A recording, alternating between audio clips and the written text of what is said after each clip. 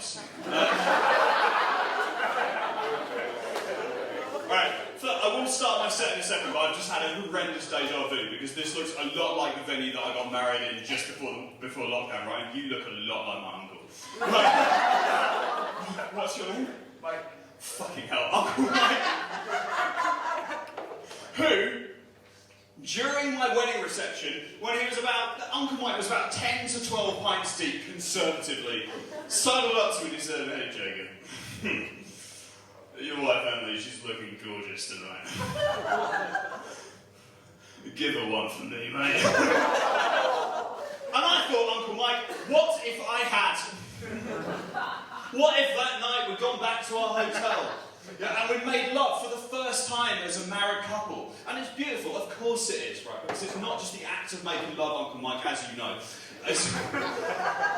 It's the sensation of two separate stories that are finally coming together through the act of marriage to become one. And afterwards, Emily was lying in bed next to me, and she looks him in the eyes and she whispers, "Jacob, I love you." And I look at her and say, "That one was for Michael."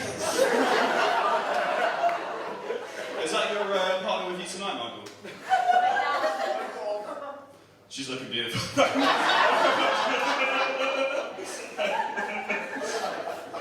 You can guess where that goes when it's actually their partner. But I feel tonight that's not the taboo I wish to break. I missed stand-up so much over lockdown I had to do therapy, right? My therapist said to me, genuinely, she said, all these feelings you're having, right, all these feelings of loss and the feeling of your life outside of your control now, we're all having these feelings together, and it's okay, and you're not alone, and we're all in this together. And I'm just like, how does that help me? At least when I just thought I was sad, I was special. I don't know, man. I know it's late, but I wanted to open up to you about this, because you've got to talk about mental health these days. Do you know what I mean? That's what they say. You've got to talk about mental health. Like, I always talk. I never do anything. But you've got to talk about mental health. Like, it's okay to not be okay. Which is like, you wouldn't do that with any other kind of health. Like, if I broke my leg, right?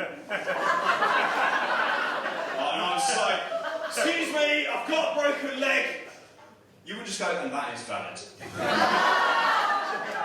So I'm lying there in pain, go, "Please, I need medical attention." And so I will call them, but first I'm going to make a TikTok video where I dance to the tune "Walk This Way" by Aerosmith, whilst explaining that the word walk is problematic for those who are currently temporarily unable. And I'm like, "No, please, I would like to walk." And he would say, "It's okay to not be okay."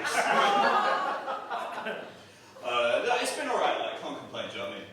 It's been alright for you? Yeah, you know, can't complain. I've just been at home, right, work from home a lot. Any of you guys work from home? Yeah! It's really cool. It's been really cool getting to spend so much time with my wife and family. And obviously I do keep a little picture of my office on the desk, just so I know what I'm doing it for. I watch a lot of horror films, that's one of my favourite things. I've worked out two things. Number one, like when it comes to physical confrontation, I'm roughly what you think I am, right? But I would 100% bang out the Blair Witch. I wrote, like, the other one I thought I'd defeat is Scream. Do you reckon you do Scream? I think I can, right? And that is because, right, it's not necessarily that I would stand a chance against a man in a mask. It's just that Scream's setups in the context of large American houses are very different to my two-bedroom flat. And then Scream calls me up and he's like, "I'm in your house." I'm like, "Are you in the bedroom?" He goes, "Yes." So I call, "My toolkit's here, we're mano a mano." I'm in the other room, he calls up and I'm like, "Are you in the living room?" And I just call down to the drug dealers below, they'll come in. You're outnumbered. I think we'll be alright, lads. Trying to improve myself, trying to do better for the environment. Like, I'm good. I want to save the environment, but I'm not very good at the environment, right? Like, so for example, like, you know, dolphin-free tuna. Yeah. Like, I'm always just concerned, like, maybe the dolphin was the good bit. My wife's like really good with the environment. She's like, when we first started dating, right, she used to say to me, like, "Jacob, I love the environment. I need a partner who's into the environment, right? And I recycle all the time." And I was trying to impress her, so I was like, "I care about the environment. In fact, when I'm not seeing you, I think that, because I believe, right, that nature should do to man what man has done to nature. When I want to see you, I like to indulge in my hobby, which is tattooing the names of trees onto the bodies of young lovers. The young lovers wake up like, oh, hey, who the hell is Joshua?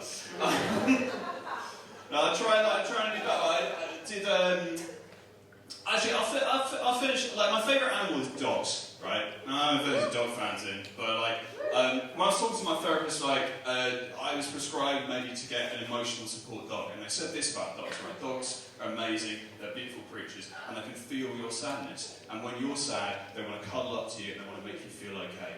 You know, and that's why they're such good people. If you have anxiety or anything like that, they're so good, they're emotional support dogs. And I was just like, does that emotional support dog get an emotional support human so they can spend 20 minutes with someone who isn't such a fucking loser?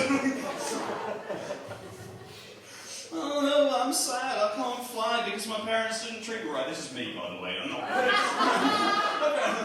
Does that dog not get to spend 20 minutes with someone called Chad who spends his whole time doing business deals and getting pussy? I'll finish with this, right? Like,